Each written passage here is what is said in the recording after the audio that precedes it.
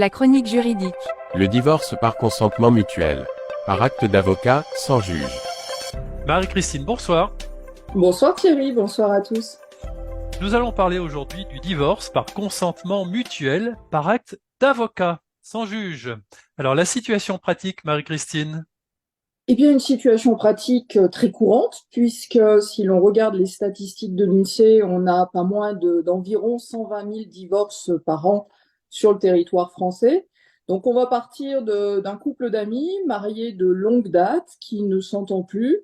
Ils envisagent de divorcer et ils ont entendu parler de cette procédure de divorce sans aller devant le juge. Alors, en quoi consiste ce divorce par consentement mutuel par acte d'avocat?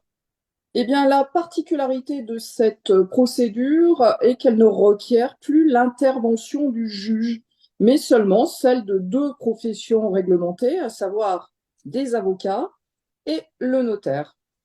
Les époux peuvent-ils ne prendre qu'un avocat pour limiter les frais? Alors non, il est fait obligation aux deux époux, de prendre chacun un avocat. Ils vont devoir choisir un avocat travaillant dans des cabinets différents. Cette obligation est présentée comme une garantie pour les intéressés. C'est une sécurité qui a été mise en place dans la mesure où le juge n'intervient plus dans le processus. Donc il va appartenir aux avocats, à chacun des avocats, de veiller au respect des intérêts de l'époux qui a fait le choix de ce mode de divorce. Quel sera le rôle de chacun des avocats? Eh bien, les avocats vont rédiger conjointement une convention de divorce. Cette convention sera adressée par lettre recommandée avec accusé de réception à chacun des époux par son avocat, et chacun des époux va disposer d'un délai de 15 jours, délai de réflexion. La procédure est prévue par l'article 229-4 du Code civil. À l'issue de ce délai, en l'absence de modification demandée par l'un ou l'autre des époux, voire les deux, modification de la convention, celle-ci sera signée par les époux, par leur avocat, puis adressée à un notaire sous un délai de 7 jours après signature. La convention est rédigée en 3 exemplaires, un exemplaire pour chacun des époux, un exemplaire pour le notaire. Quel sera le rôle du notaire? Alors, le notaire est là pour homologuer la convention, en quelque sorte. Il a 15 jours pour faire enregistrer la convention.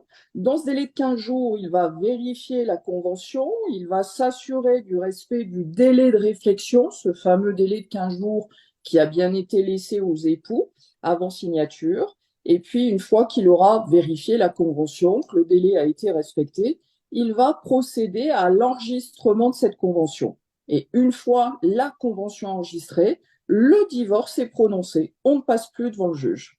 D'accord. Parlez-nous de cette convention alors. Eh bien, elle est soumise au respect de plusieurs exigences formelles.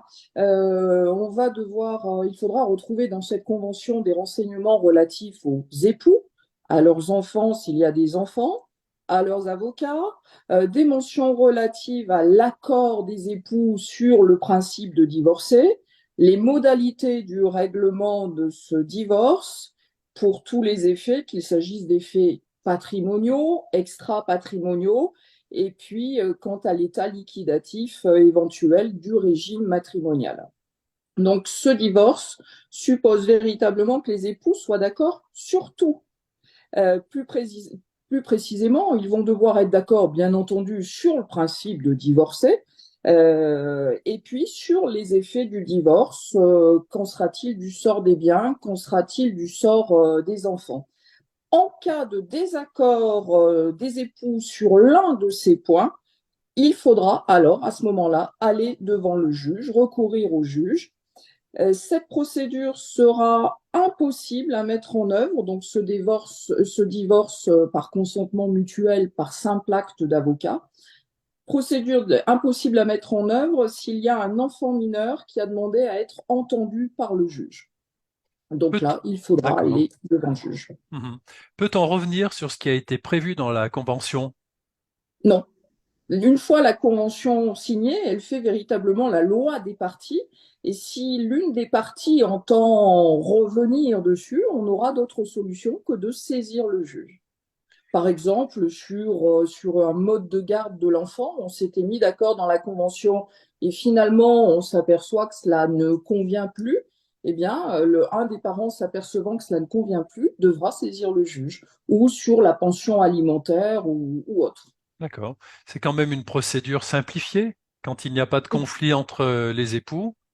Tout à fait. C'est une procédure simplifiée qui peut aller très vite, Et oui, sous réserve, comme vous l'indiquez. Il ne faut pas qu'il y ait conflit entre les époux. Il faut un accord parfait entre eux sur le divorce et les conditions. voilà, qu'ils se quittent en bonne entente et ça, c'est très simple finalement avec ce procédé-là.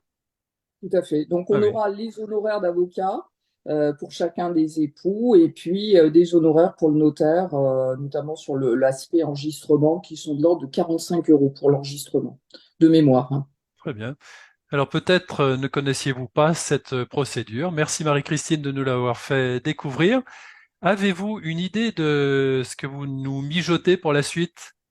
Alors pour la suite, on reviendra peut-être pas forcément sur le divorce immédiatement, donc il y aura une suite, justement le divorce devant le juge. J'envisageais, pourquoi pas la semaine prochaine, une chronique sur mes relations avec mon banquier. Est-ce que on peut me priver d'avoir un compte en banque? Qu'en est-il si j'ai des soucis avec ma carte bancaire? Est-ce que je peux mettre n'importe quoi sur un chèque? Est-ce que je peux, comme je l'ai déjà entendu dire, faire opposition à un chèque parce que finalement je reviens sur un achat?